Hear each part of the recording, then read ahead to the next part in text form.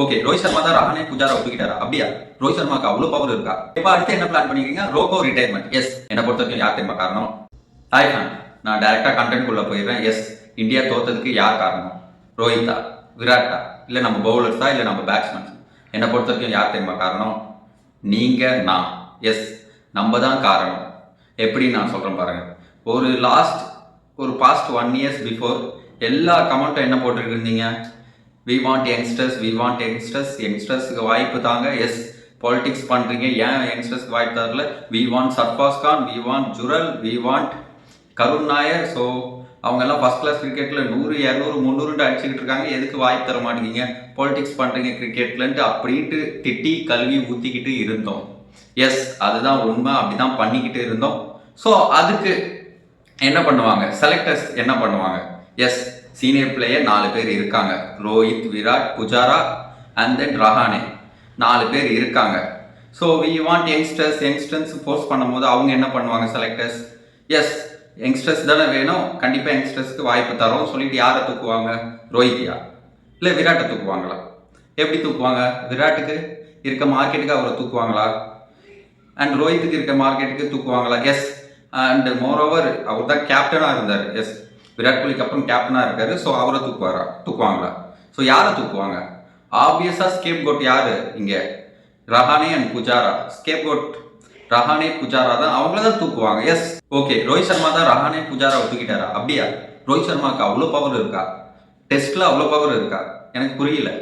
Rohit Sharma already அவங்களோட junior batsman. Test பொறுத்த வரைக்கும் நான் சொல்ல போனா அவருக்கே தெரியும் Pujara quality and Rahane quality. So அப்படி இருக்கும் போது அவங்க 2 பேரை நீங்க டெஸ்ட்டுக்கு வேலைக்கு ஆக மாட்டீங்கன்னு தூக்கியிருப்பாரா? அப்படிதான் நீங்க நினைக்கிறீங்களா? வாய்ப்பே இல்லை. என்னை பொறுத்த வரைக்கும் வாய்ப்பே இல்லை. அண்ட் கோலி, ரோஹித் அது மாதிரி பண்ண வாய்ப்பே இல்லை. அவங்களுக்கு தெரியும் அவங்க எவ்வளோ இம்பார்ட்டன்ட். ஸ்டில் தூக்கியிருக்காங்கன்னா யார் காரணம்? நம்ம தான் காரணம். நம்ம தான் சோஷியல் மீடியா இருக்குன்ட்டு ஏதோ ஒரு கமெண்ட் பண்ணி விட்டுறது இஷ்டத்துக்கு பிசிஐ இதில் போயிட்டு. ஸோ அப்புறம் என்ன செய்வாங்க அவங்க? சொல்லுங்க. அவங்களுக்கு மார்க்கெட்டும் முக்கியம், அட் த சேம் டைம் நம்மளோட ரிவ்யூஸும் முக்கியம். அப்படி இருக்கும்போது இப்படி தான் நடக்கும். இதுதான் நடந்திருக்கு. ஸோ அடுத்து என்ன பிளான் பண்ணிக்கிறீங்க? ரோகோ ரிட்டையர்மெண்ட். எஸ், ரோகோ ரிட்டையர்மெண்ட்டுக்கு பிளான் போட்டீங்க எல்லாம்.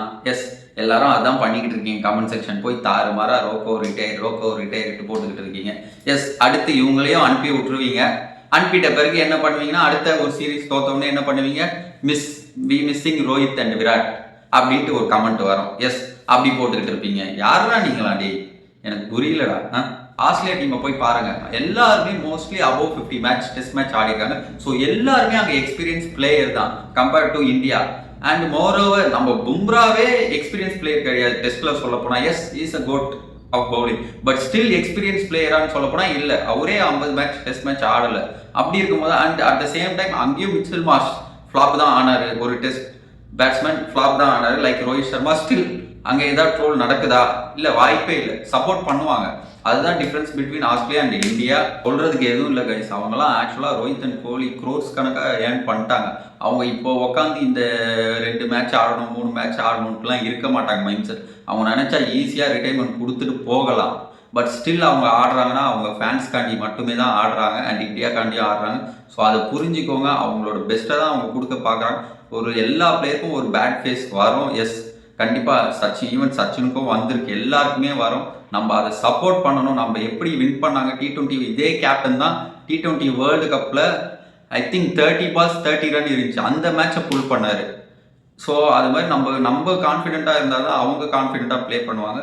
ஸோ புரிஞ்சிருக்கும் நம்புகிறேன் உங்களுக்கு. See you next video. Bye.